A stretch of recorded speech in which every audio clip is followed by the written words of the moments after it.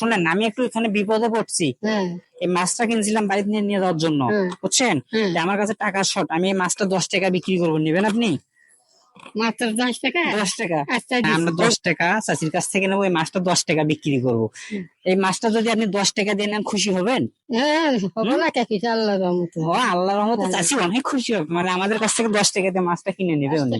আপনি এই মাছটা যদি 10 টাকা দিয়ে নেন, 10 টাকা দিয়ে যদি মাছটা নেন, কয়দিন খাইতে পারবেন আপনি? খাবো কয়দিন? এটা মানুষ খেলে আমার 2-3 দিন যাবো। ও মানে এই মাছটা চাষি আমার কাছ থেকে 10 টাকা দিয়ে কিনে নেবে, কিন্তু 2-3 দিন খাইতে পারবে। আপনি কতদিন যাবত মাছ খান না? ঠিকই আছে, আমি মাছ গোস্ত কিনে পাই না। মাছ গোস্ত কিনতে পারেন না?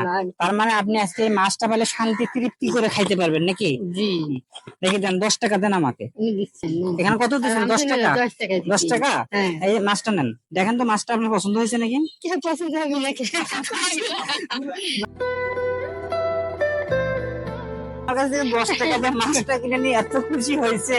উনি অনেকদিন ধরে মাছ কিনতে পারেন না টাকা অভাবে, তাই উনি 10 টাকা দিয়ে মাছটা কি আমার কাছ থেকে কিনে নিয়েছে, 10 টাকাও দিতে। এই 10 টাকা দিয়ে উনি মাছ কিনে অনেক খুশি, তাই না?